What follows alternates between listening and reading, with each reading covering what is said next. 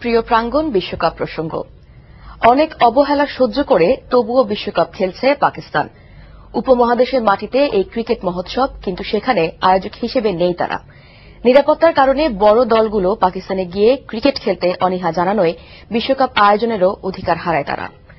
Pakistani speed star Shoaib আখতারের উপলব্ধি, একমাত্র বিশ্বকাপ জয়ই পাকিস্তানে আন্তর্জাতিক ক্রিকেটকে ফিরিয়ে নিতে পারে, আর এজন্য সবার সহযোগিতাও চেয়েছেন তিনি। শাকির রুবেনের রিপোর্ট।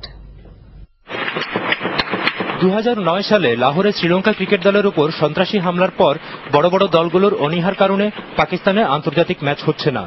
ওই ঘটনার ধারাবাহিকতায় দশম বিশ্বকাপের অন্যতম আয়োজক হলেও নিরাপত্তার কারণে পাকিস্তান ম্যাচ আয়োজনের অধিকার হারায়। শোয়েব আখতারের ভাষায়, আন্তর্জাতিক খেলাকে পাকিস্তানে ফিরিয়ে নিতে হলে এবার বিশ্বকাপ জিততেই হবে তাদের। Pakistan needs a win. Pakistan needs to win this World Cup to bring the cricket back into the country, to bring the charm back to the Pakistan. People of Pakistan are missing cricket. People of Pakistan are dying to watch the world's player playing against the Pakistani people. And we look forward to seeing your sport, guys, continuing your sport to Pakistan cricket. Pakistan cricket is a very vital part of world cricket, so please help us. Whatever happened to us for last year or so, we are very hurt, and yet we are very dangerous side. And we practiced last night. We didn't see any dew, but it was very dry wickets, and that's not a very great sign. এছাড়া বিশ্বকাপে এবার Pakistan cricket দলের প্রস্তুতি বেশ সন্তোষজনক বলে মনে করেন ইউনিস খান, Umar গুলরা।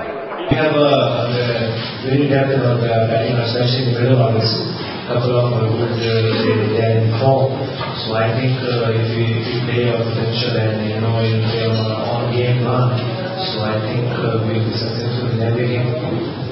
I think, as I said before, that we are used to going in some continents, and we played a lot of games, especially in the Indian country, and I think we are used to going here. বিশ্বকাপের প্রথম পর্বে পাকিস্তানকে 6টি ম্যাচই খেলতে হবে শ্রীলঙ্কায়।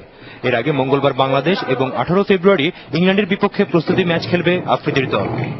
Shakir Ruben, NTV news, Dhaka.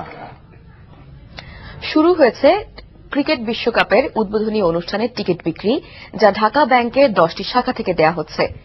Match ticket কেনার মতো এবারও দীর্ঘ লাইনে ছিল শত শত মানুষের অপেক্ষা, ছিল নানা অভিযোগও। তবে সবকিছুর মাঝে উৎসবটাও যেন ছিল আকাশ ছোঁয়া।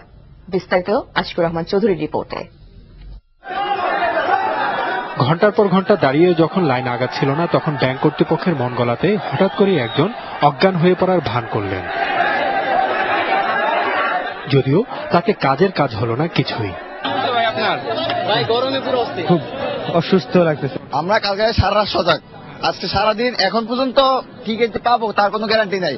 এসব ব্যাপারে জানতে চাইলে কর্তৃপক্ষ কিছুই বলতে চাইলেন না। তবে বাইরে যেখানে এত মানুষের অপেক্ষা, সেখানে ব্যাংকের কাউন্টার মাত্র একটি, আর সেখানে দেখা গেল একজন রফিকের সাথে, যিনি অবশেষে হাতে পেলেন সোনার হরিণ তুল্য বিশ্বকাপের উদ্বোধনী অনুষ্ঠান দেখার টিকিট। 10টার পরে থেকে 24 ঘন্টা পার হয়ে গেছে। সারা রাত্র ধরেন ওখানে খাতা বালিশ নিয়ে আসছিলাম, কিছু কলিগ আছে তারা দিয়ে গেছে। খুব ভালো অনুভব হইতেছে, খুব আনন্দ ফিল করতে আসছে। আর ওই একই লাইনের একেবারে শেষ মাথায় দাঁড়িয়েছিলেন ওয়াহিদুজ্জামান। এখন আমি টিকিট আর কি নিয়ে যাবো আর কি, বাসায় খেলা দেখবো আর কি।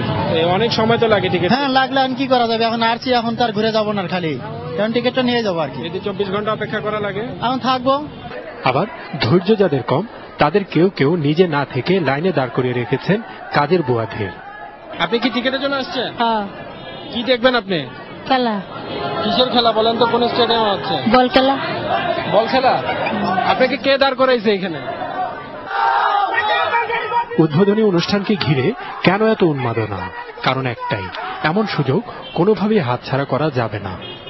যে আকর্ষণ সেটা হচ্ছে Bryan Adams for the first time বাংলাদেশে আসছে। এছাড়াও অনেক সেলিব্রিটি আসবে, পুরো একদম ফ্যাসিনেটেড ব্যাপার। এছাড়াও ফটকাবাজি, লেজার লাইট শো, এগুলো হচ্ছে এক্সক্লুসিভ, যেগুলো বাংলাদেশে এর আগে কখনো হয়নি। এত আকর্ষণীয় ফার্স্ট টাইম এটা বাংলাদেশে, অবশ্যই এই কারণে। আর কি হবে, কে আসছে বাইরে থেকে, ইন্টারন্যাশনাল প্লেয়ারদের আমরা দেখতে পারবো এত কাছ থেকে। আর এত বড় অনুষ্ঠান তো এর আগে কখনো হয়নি। ঢাকা ব্যাংকের মোট 10টি শাখা থেকে বিশ্বকাপ উদ্বোধনী অনুষ্ঠানের এই টিকিট বিক্রি হচ্ছে। Ashikur Rahman Chowdhury, NTV news, Dhaka. এনটিভির ভিডিও এডিটর আতিকুল ইসলামের দ্বিতীয় মৃত্যুবার্ষিকী আজ। 2 বছর আগে এই দিনে মগবাজারে ছিনতাইকারীদের গুলিতে প্রাণ হারান তিনি। আতিক হত্যাকাণ্ডের বিচার চলছে নিম্ন আদালতে। মামলাটি দ্রুত বিচার ট্রাইব্যুনালে নিয়ে দ্রুত বিচার কাজ শেষ করার দাবি জানিয়েছেন তার স্বজনেরা। তানজিল মাহমুদের রিপোর্ট।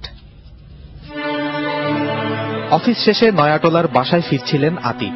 মগবাজার রেলগেটের কাছে তাকে ঘিরে ধরে 4 ছিনতাইকারী। বুকে পিঠে 3টি গুলি করে ছিনিয়ে নেয় তার মোটরসাইকেলটি। গুরুতর আহত অবস্থায় ঢাকা মেডিকেল কলেজ হাসপাতালে নেওয়া হয় তাকে।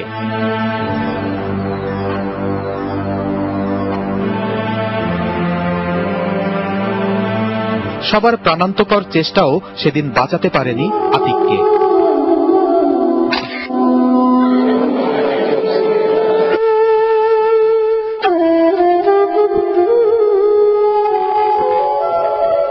তার হত্যার বিচারের দাবিতে পালন করা হয় মানববন্ধন সহ বিভিন্ন কর্মসূচি। কিন্তু 2 বছর কেটে গেলেও নিম্ন আদালতে মামলা জটের কারণে ধীর হয়ে পড়েছে বিচার প্রক্রিয়া। বিচারক এ বিষয়ে বলে যে আমার কোর্টে প্রচুর মামলা, শত শত মামলার কারণে আমি ডেট দিতে পারি না। আতিকের বড় ভাই মামলার বাদী গত 10 নভেম্বর স্বরাষ্ট্র মন্ত্রণালয়ের কাছে আবেদন করেছে যে আমার ভাইয়ের হত্যার বিচারটা যেন দ্রুত হয়, আমার বৃদ্ধ বাবা মা তারা যেন আমার ভাইয়ের বিচার দেখে যেতে পারেন। কিন্তু এই বিষয়ে আমার বাদী বা আমরা কোনো তথ্য জানতে পারিনি। আটক খুনিদের বিচার দ্রুত শেষ করার দাবি জানিয়েছেন আতিকের স্বজন ও সহকর্মীরা। Tanzil Mahmud, NTV news, Dhaka. দেশের শেয়ার বাজার একটি ক্যাসিনোতে পরিণত হয়েছে বলে